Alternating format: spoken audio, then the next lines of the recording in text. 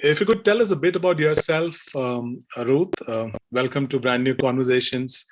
And you also tell us a bit about I think you have multiple roles, especially Chief Learning Officer and Executive Director of the Mentoring Academy at the Will Cornell Medicine. You want to just give us a little bit of a bird's eye view on what you do there? Sure. So my name is Dr. Ruth Gotian. I am coming in from New York City, where, yes, I am the Chief Learning Officer in Anesthesiology at Weill Cornell Medicine. I am also the previous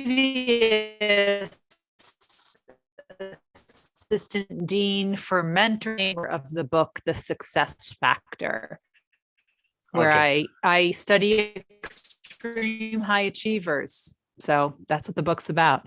Lovely, lovely. We'll come to the book in a bit. I just wanted to ask you before that, do you think mentoring is still under-recognized? Or even if it is, it's very much an unsung hero, so to speak?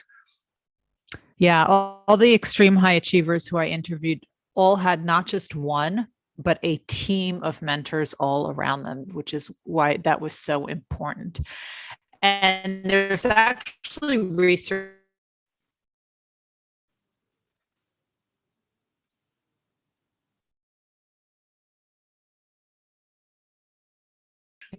The problem is only 37% of people actually have a mentor.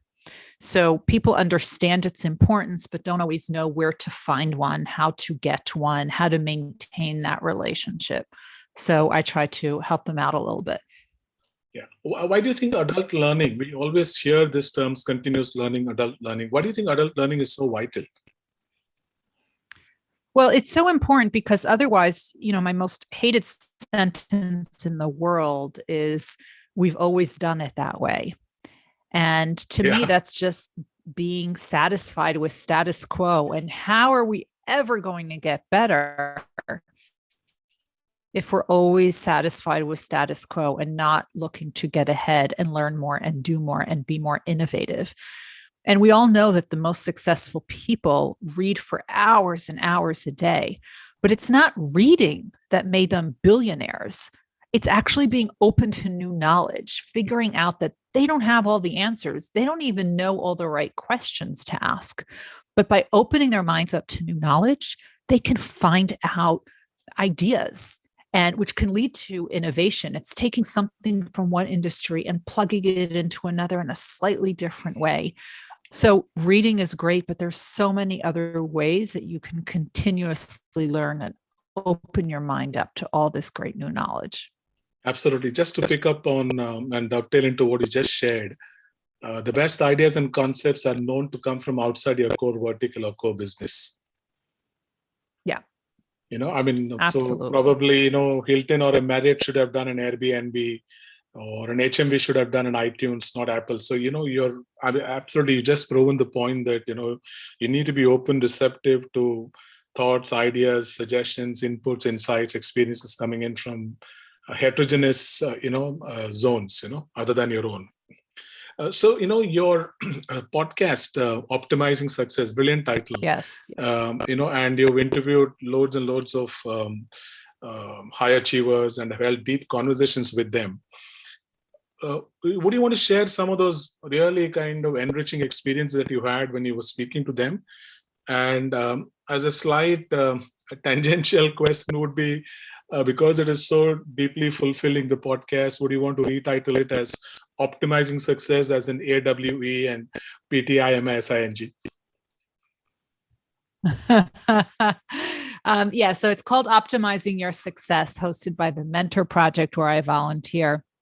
And really, the title actually came from my doctoral dissertation, which was Optimizing Success of Physician Scientists.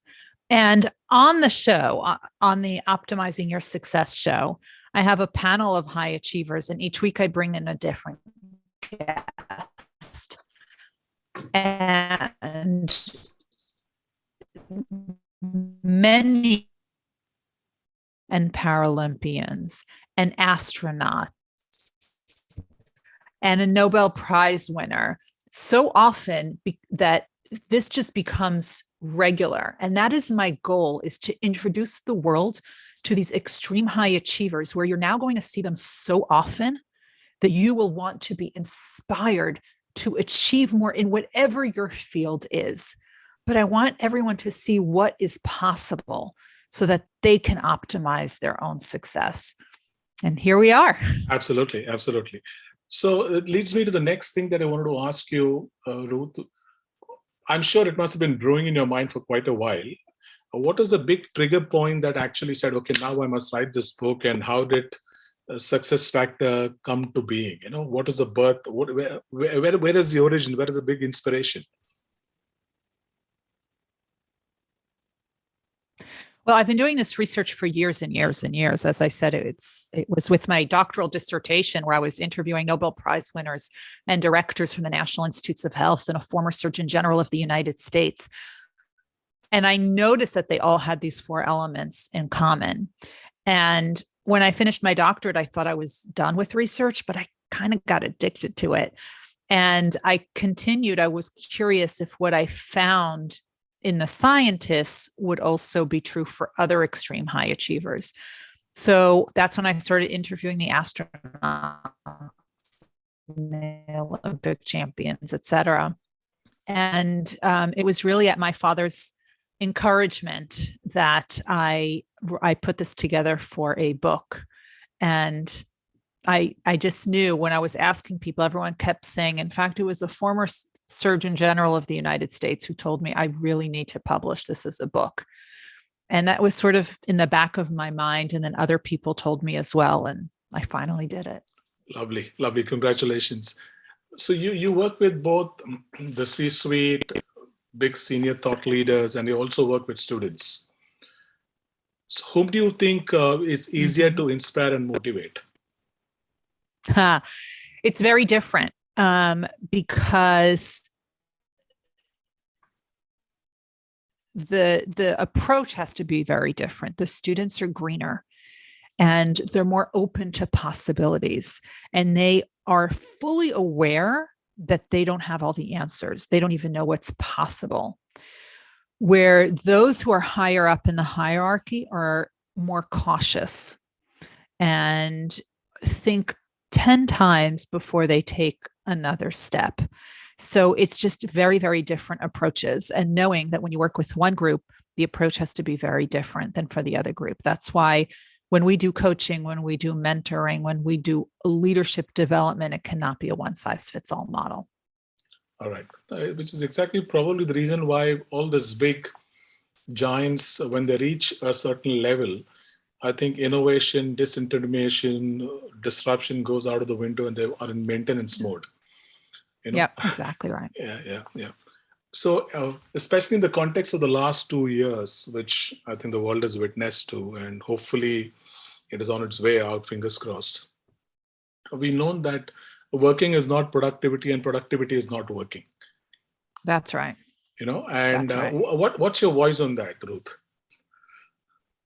Yes. And actually, I talk quite a bit about that in the book, because I talk about the work ethic of the high achievers, but it's not that they're working 18-hour days. It's they learn how to leverage their peak performance hours. So for example, if I am a morning person, that is when I'm sharpest. That's when I'm most focused. I'm not going to do work that doesn't take a lot of focus. This is not the time to work on emails, right? Or do Zoom meetings. This is the time you want to do your deep focus work, because you know that working during your peak hours on something that requires focus, you can get a lot more done in a fraction of the time. You'll be happier with the result, and you will be able to produce so much more, and it will not be so depleting. So it's actually about working smarter, not just harder. It's not about the hours you put in. It's how you're doing it, and learning how to leverage those peak hours.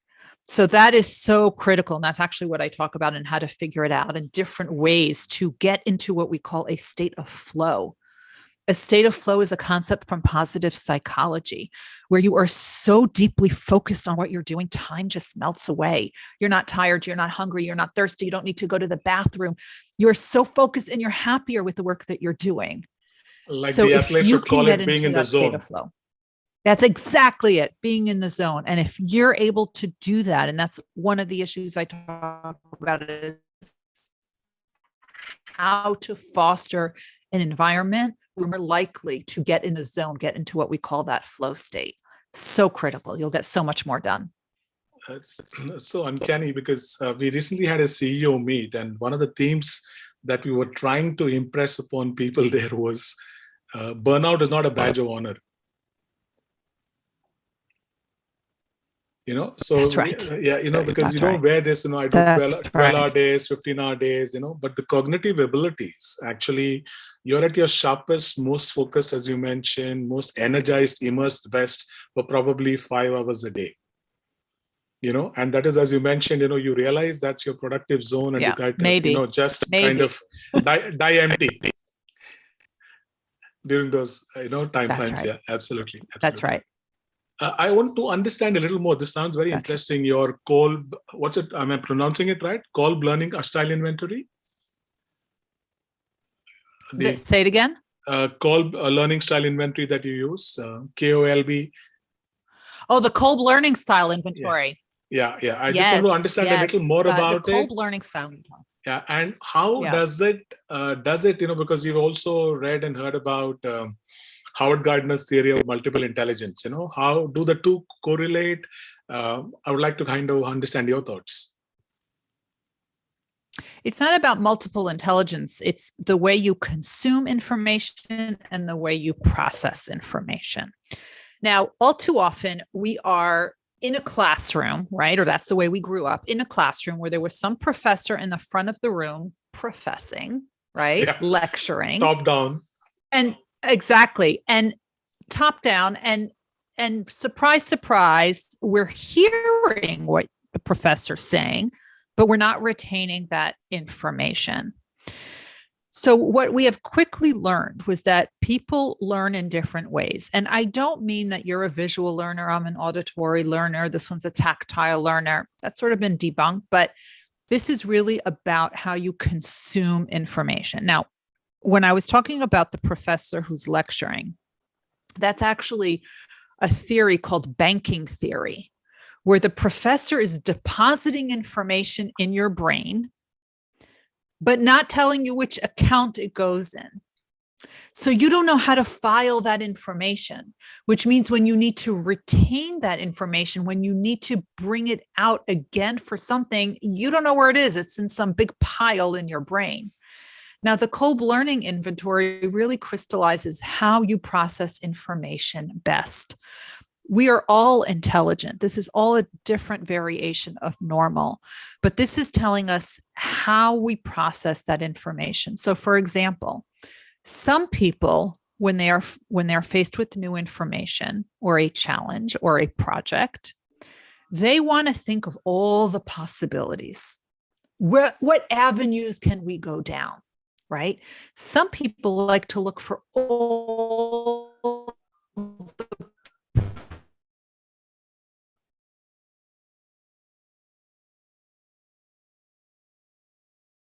get their hands on about it and do it in isolation and process the information on their own. Some people like to take that information and just create models so that we have something that we can look at from different ideas in different directions. And then there are other people who are like me, give me that information, I'm going to start executing it. And we're going to start working with trial and error, right? So you make that into actionable intelligence. You make it actionable intelligence. Now there's these tests to figure out which one you are, but for those of us who are in the field, we can start pinpointing after we get to know people. But this is actually very useful because when you're putting teams together, you actually do not want people who are just like you. Because every one of those people, the ones who find all the problems, the one who find all the solutions, the one who build the models, the one who execute, if you had everyone on a team who was just like me, who likes to execute, That's fabulous. But A, we'd be butting heads very, very quickly. And B, we would not be able to foresee all the potential challenges. You want to have a very diverse group because each one brings something to the table. You want someone who pays, because some of these people, that those combinations, those are the best at brainstorming ideas. They're really good at brainstorming ideas. Now, imagine you have the great brainstormers and the great people of here's the model of what it would look like. And then you have the people who are like, all right, I'm going to do it, right? I'm going to get this done. There are a lot of people who can start a project,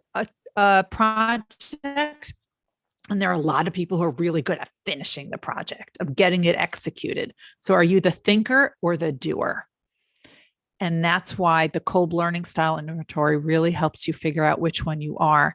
And as a leader, it's important to understand that these are unique people with unique roles, and the quiet ones and the noisy ones each have a very distinct role on a team, and you need all of them.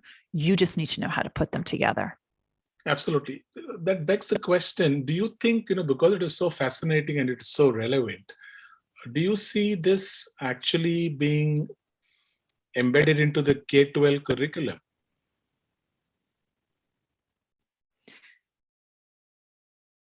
I don't know yet.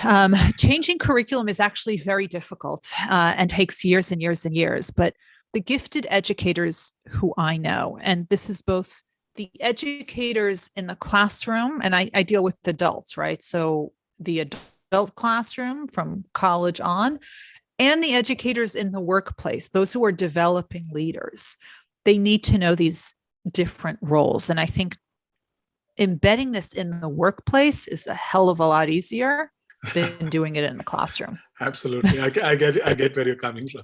Absolutely. No doubt about it. So I think no better person to ask than you. How does one find a mentor?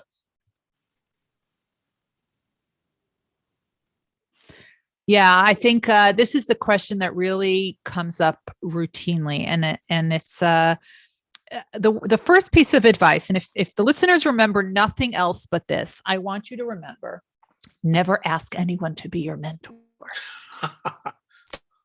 Don't ask. Top secret number one. Because if you ask another responsibility, and everyone's way too busy, no one has time. But if you ask them for their perspective, can I get your thoughts on something? That they will have time for. And remember, a mentor is not a mentor until the mentee calls them one, right? Because they answer your question. I don't want you to find one. I want you to find many. And there's actually an article I wrote for Harvard Business Review about this. It's really about putting yourself in situations where you can find interesting people. You want to be the least interesting person in the room.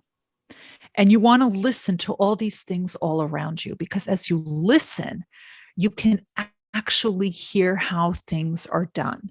And then you can approach people to ask them for their guidance.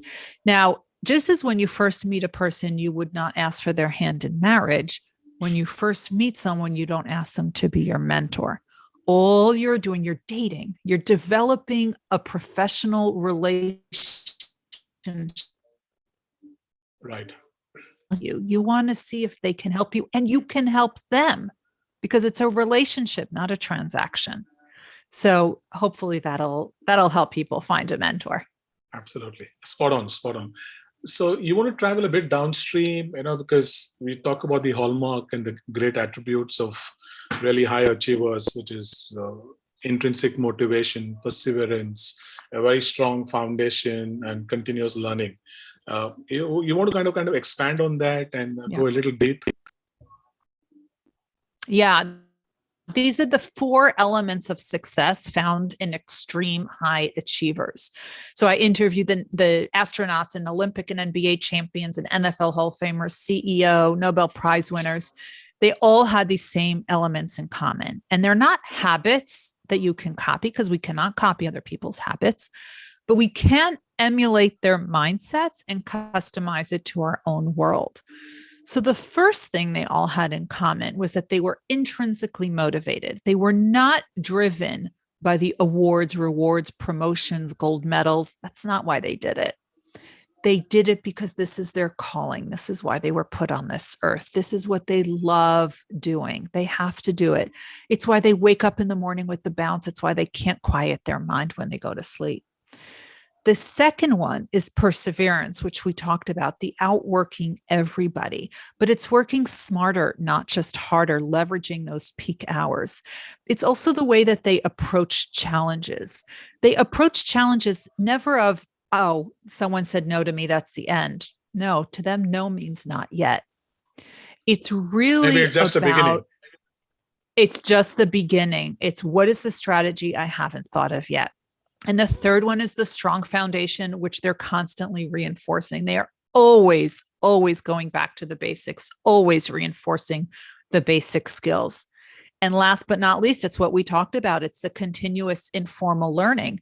And sure, we talked about reading books, which is fabulous. I read 70 to 100 books a year. I love my books, but that's not the only way that you can learn more. You can read articles. You can listen to podcasts such as this one. Hopefully people are learning new things, webcasts, LinkedIn Live. I have a lot of people taking my LinkedIn learning courses. So I am sure that people are learning that way as well. And of course, it's talking to people and having your team of mentors. Lovely, lovely. I love the term passion audit. I had heard about passion capital, and probably I read a book also by the name of Passion Capital, and passion audit, because passion is so intangible, isn't it? And audit is all to do with measurement and benchmarking. How do you kind of, balance the contrarian in that term, or the terminology rather? Yeah, the passion audit is something that I developed, and there's different versions out there, to figure out what you are good at, and enjoy doing versus what you're good at and you do not enjoy doing. What are some of the things you don't enjoy doing? And what are the things that you're doing during your free time? Because the research has shown you only need to spend 20% of your time doing what you love in order for the other stuff not to deplete you. So we really need to crystallize what it is that you're passionate about doing. And because I am an educator of adults, when I wrote the Success Factor, we actually included downloadable worksheets that the reader can download for free. And they can download a passion audit and figure that out on their own. They can download a goal audit to make sure that your goals are actually aligned with the work that you're doing. They can download a mentoring team worksheet to develop their own mentoring team. All of this is there because my goal is really to help those who want to be successful become successful. Absolutely. It's what's called the practice, probably, theory to practice. It's all about. Yeah. So in your research, teaching, mentoring, podcasting, would you want to name some people or situations that have really, really inspired you?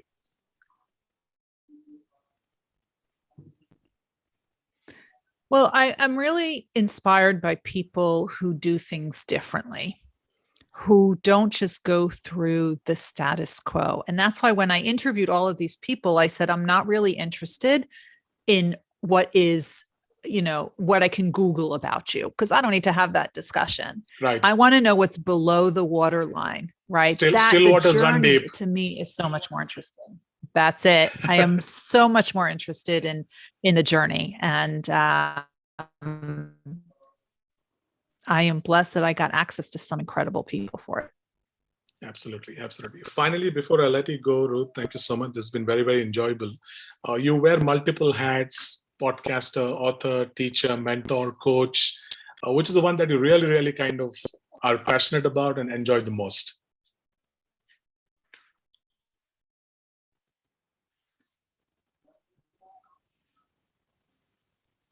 Suresh, you broke up a little bit. Can you just ask that question again for me, please? Sorry. Can you hear me now? I can. I wear multiple hats. I got that part. Yes. Okay. What I was asking you was that you wear multiple hats, right? Author, podcaster, mentor, coach, teacher. What is the role that actually gets you really, really excited? Something that you're really passionate about? Mom. Being a mother is probably the best part. That's personally. Professionally, I have found a new love in writing, in sharing this inspiration with other people and teaching it to people through keynote talks. And I love that I can do that in a one-to-many model. Yeah, especially in an audience of one world, or rather that desirable audience of one world. I think if you can talk one-on-one and personalize them and reach out and connect, most importantly, and inspire, I think you would have done your very best, I guess, Thanks so much, Ruth. It was wonderful chatting with you, and we'll be in touch soon, Thank you. My pleasure. Thank you.